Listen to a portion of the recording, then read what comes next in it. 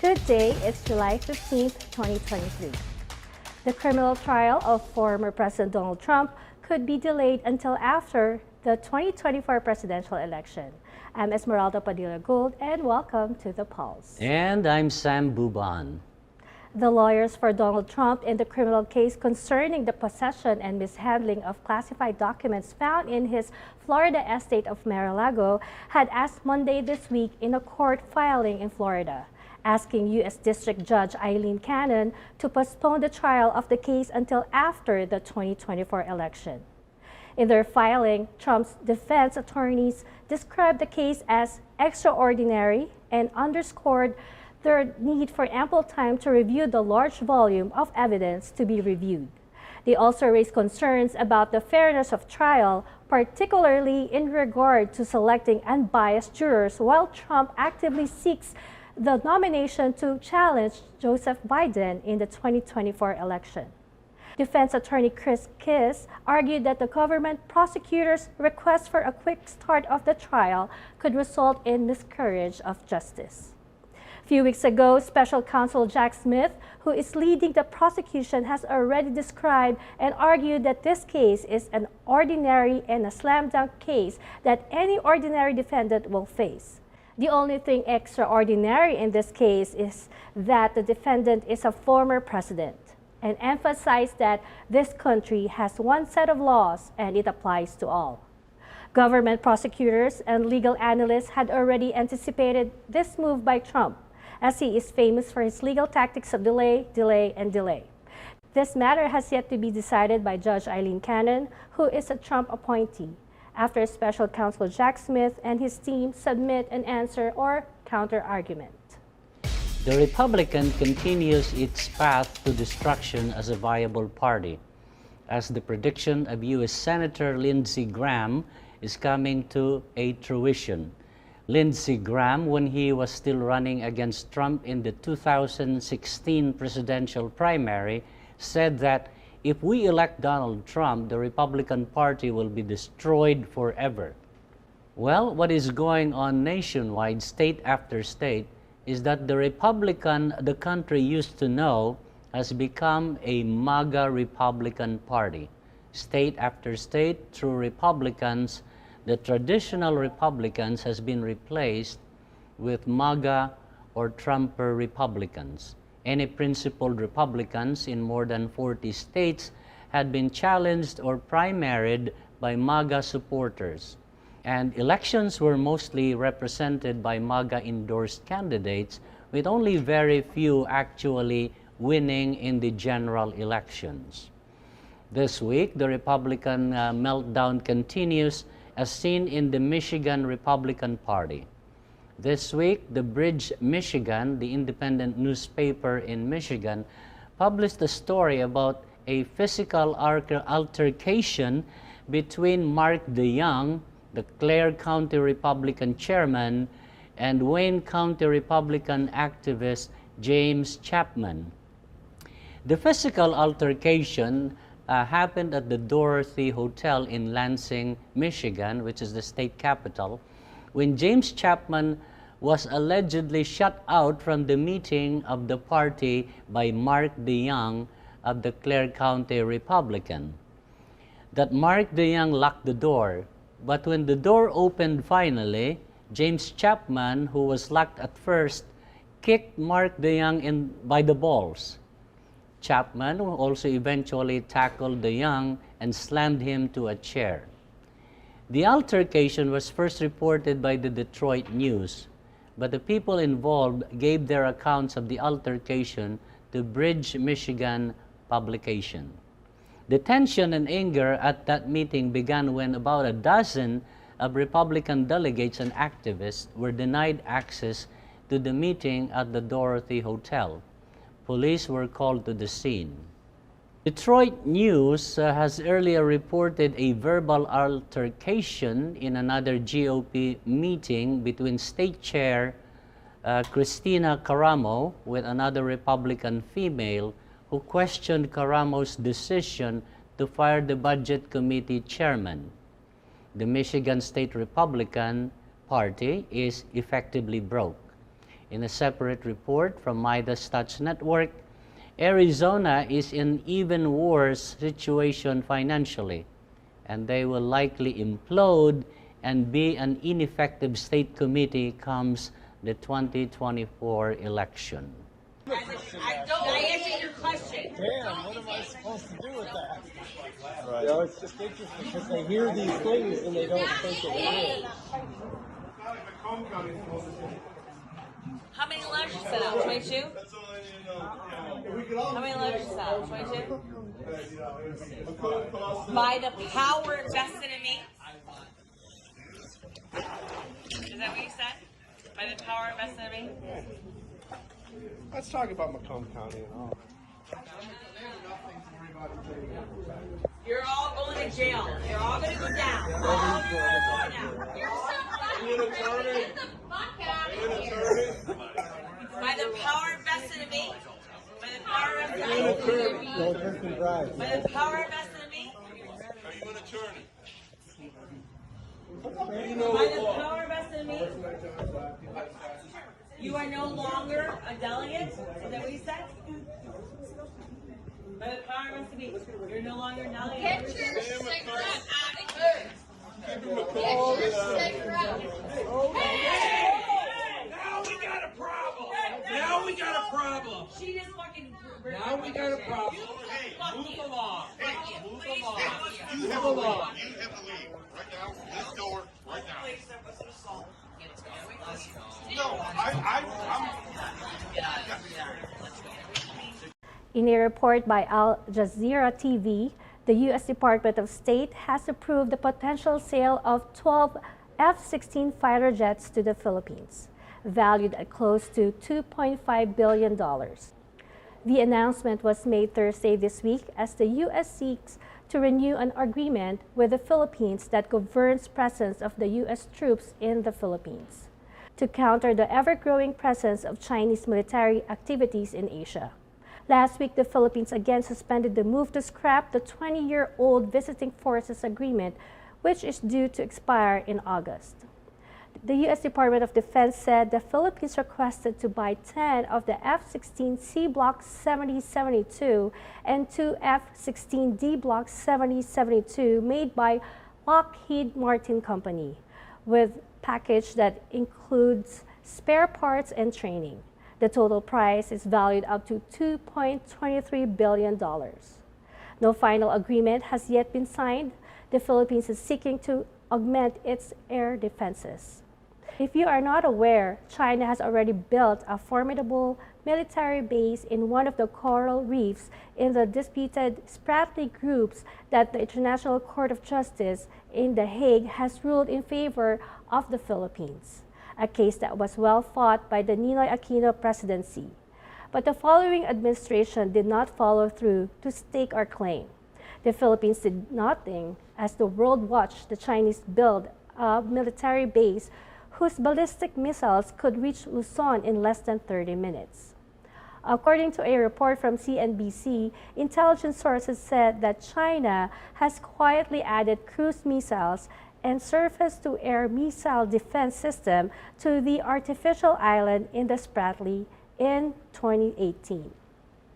As the Republican Party in many states are falling apart, and Donald Trump is the brand of what remained of the Republican Party, the Democrats are already ramping up its preparation for the 2024 battle for the control of the 119th Congress.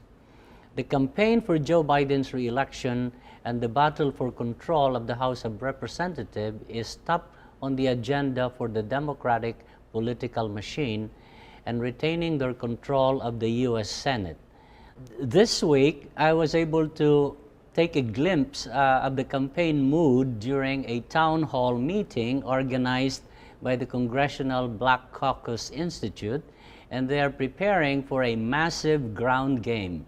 The caucus is providing training for organizers and campaign operatives for those who will actually be on the ground to campaign in every congressional districts. Chanel Poe came to Las Vegas to train the ground troops. Here's a video from that event. I want to start this off by saying struggle is a never-ending process. Freedom is never really won, but you earn it and you win it with each generation. Coretta Scott King. Those words cannot be more true today than ever. My name is Chanel Poe, and I was the facilitator for Democracy for the People Nevada. If you participated with Democracy for the People Nevada, please stand up. I'm going to give a round of applause to individuals who showed up this morning and went through 4 hours of training to gain a deeper understanding of civic engagement, policies and practices, and what democracy looks and means to them, and actually to understand democracy and their role in it. It's so crucial that the Congressional Black Caucus Institute, and thank you for your leadership, Congressman, thank you for your leadership for putting something like this together. Far too often, we have individuals who are making decisions that impact our everyday lives. And what do we do as a people? We stand up and we fight back. This democracy training is so critical and pivotal to the advancement of policies and things that are dealing with everyone's everyday life. These particular trainings are going to provide you with the tools, the resources, and also the network to be able to take action within your local communities. Congressman Stephen Horsford was supported by the presence of Congresswoman Williams of Georgia and Congresswoman Crockett of Texas, who took the effort to visit Las Vegas for the event. The town hall meeting was moderated by the young Clark County Commissioner William McCurdy II. Over Twitter and over social media, but also get engaged real time, going door to door, making sure that our neighbors, our friends, our kinfolk, they know just really how serious this fight is. And it is a fight. May not be physical, but it's very much so, mental and spiritual in many ways with folks that we're dealing with here and around here. But we thank you for joining us. We thank you for tuning in. We ask that you... Thank you. This is a conversation that we are having as members of Congress across the country, and the conversation is two-way, and you all helped participate in that today. I want to thank my colleagues, Congresswoman Jasmine Crockett from Texas, and Congresswoman Nikema Williams from Georgia. And we are going to not only defend democracy, we're going to make democracy live up to its ideals for all of us, for the people. That's what this is about. Thank you for joining us. Have a great rest of your weekend. We are going to take a break. Please stick around.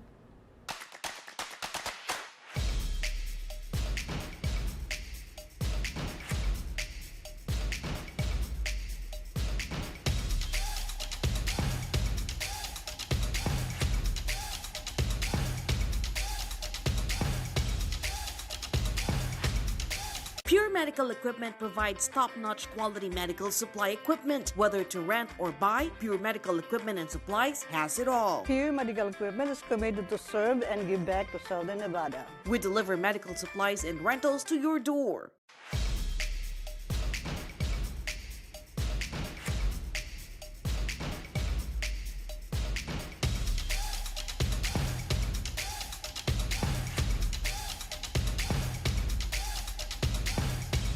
Welcome back to The Pulse.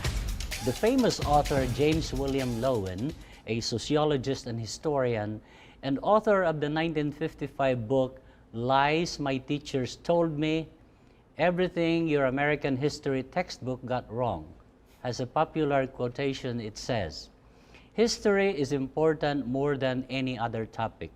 It is about us. Whether one deems our present society as wondrous or awful or both, history reveals how we got to this point." Perhaps this is something that Governor Ron DeSantis of Florida haven't heard of.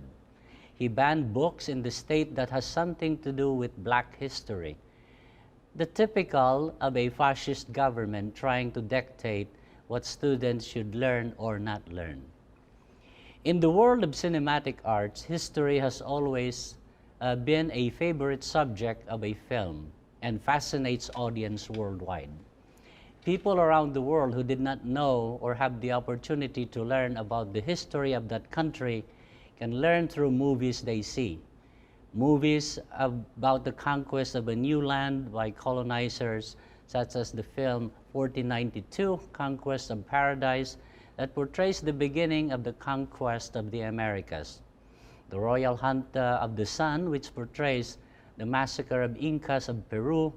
Lawrence of Arabia, which showed the birth of a new nation. The movie Khartoum, which chronicled the British defeat in Sudan. Movies like this should be a required viewing for any age who wants to educate themselves about history. The year 1521 was the beginning of an era in history. That year, the Portuguese sailor Ferdinand Magellan, which is his anglicized name, was granted his request to lead an expedition to the Spice Islands, known only to the Spain and Portugal as the West Indies, sailed in 1519. The first contact by Filipinos with fair-skinned colonizers, Fernão Magalhães will, which was his real name in Portuguese, meet his death in the Philippines in the hands of resisting natives under the leadership of Lapu-Lapu. Today we have here in our studios at FilAmTV Network a filmmaker who will tell in his film this important event in history. The producer of the film 1521 is our guest today. A film based on an event in the year 1521 portrayed from the heart and mind of a Filipino filmmaker, Francis Ho. Francis, welcome to the Pulse here at FilAmTV in Las Vegas. Good to have you in our show. It's an honor to be here. I'm very grateful to be here, and it's a great time for our history this year. I agree with you on that. My first question is it true that 1521 will be shown in the cinemas around the United States? Absolutely. 1521 will be shown in up to 700 theaters in the United States. And for a film that is produced by a Philippine born and raised producer, this is the widest distributed in the United States. Fantastic. That's a lot of exposure. Wow. Okay. Can't wait. When you were putting together this project before you started filming, was it already in your mind or a plan to market the film internationally? Yeah, absolutely. I did not want to make a movie that's, so to speak, preaching to the choir. So the movie wasn't made just for our Filipino audiences, although, you know, they are in our hearts when we created it. But this movie, the dream is to cross the border, just like how the Koreans, the Japanese, the Vietnamese have done already. We want our Filipino filmmakers to be able to make global movies that can cross borders. What was your true inspiration on embarking on this project 1521? Ridley Scott, he made a movie 1492, Conquest of Paradise, which is about Columbus. Did any of that play a part in encouraging you to make this really become a reality for you to make this film? Yeah, you know, I love history, and it's always been in my heart to be able to tell the great stories of our people.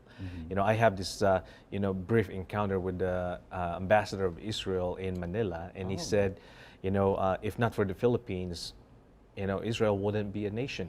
Because the last vote casted in United Nations was from the Philippines. And he said, but then your storytellers don't tell your stories.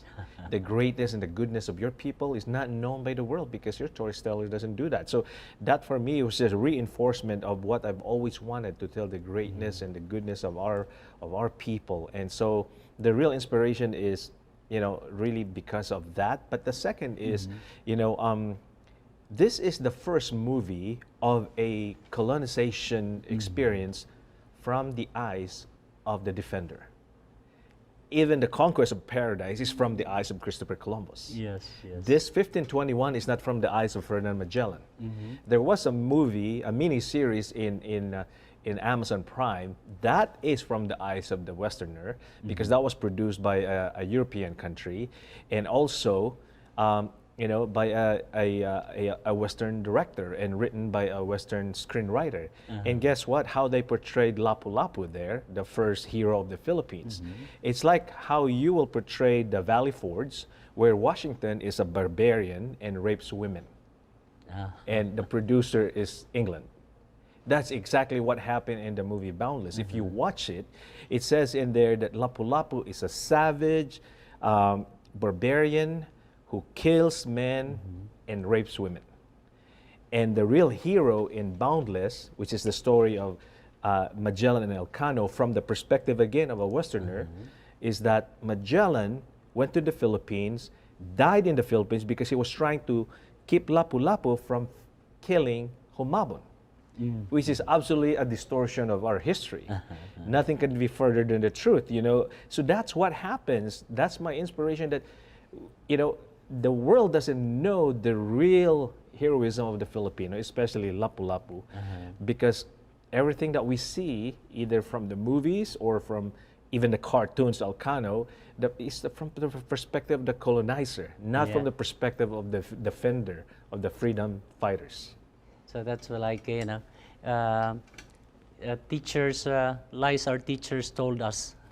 It's like our books told how American history textbooks got it wrong.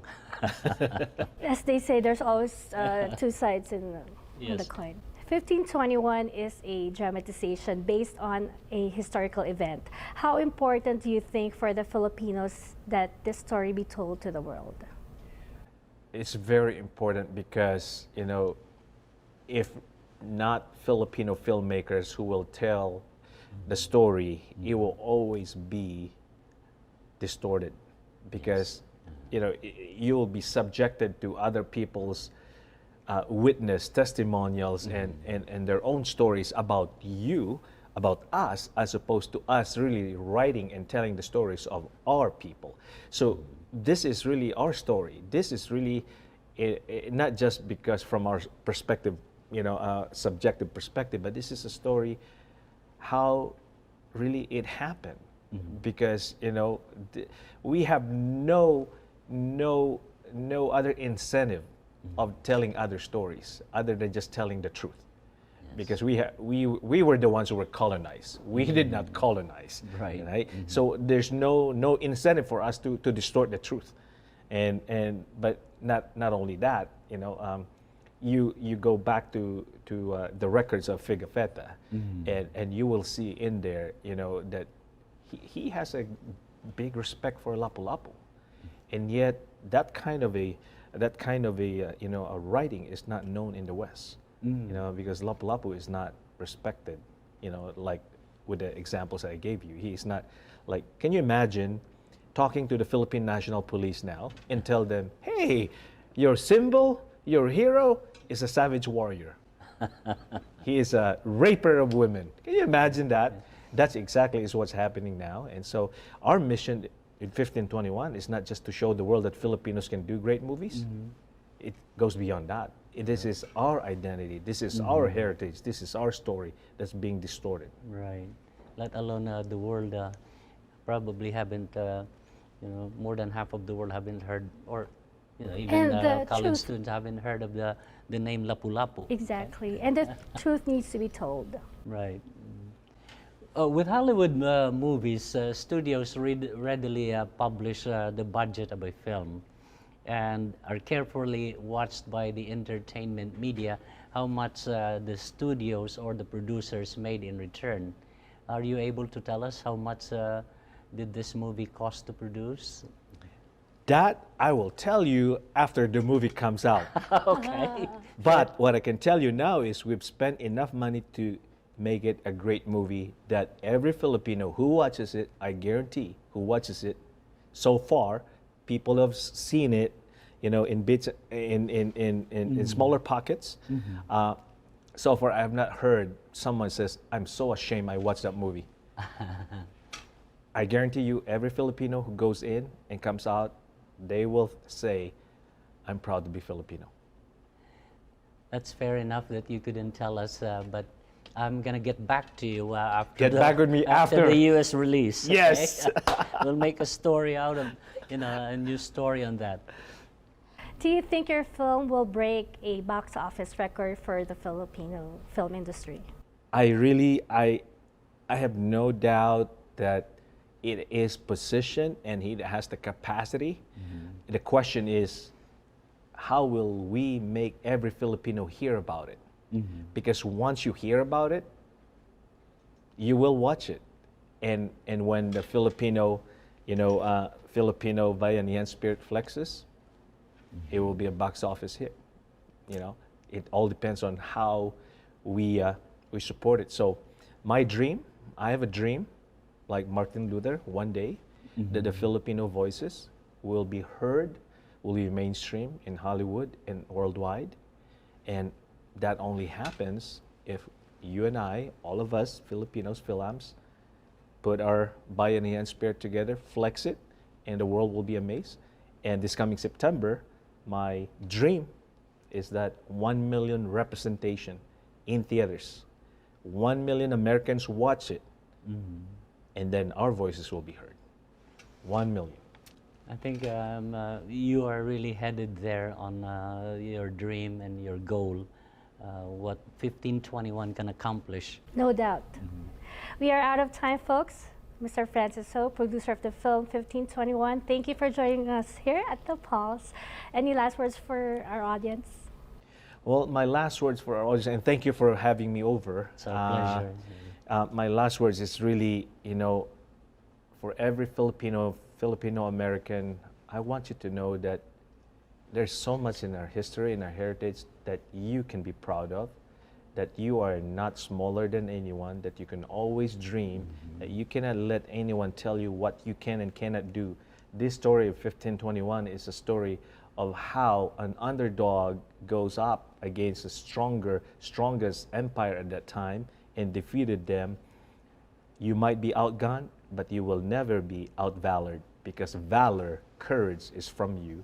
And I want you to know that let's go out and make 1521 a huge success, and then the world will know the valor, the bayanihan of the Filipino. 1 million representation this September.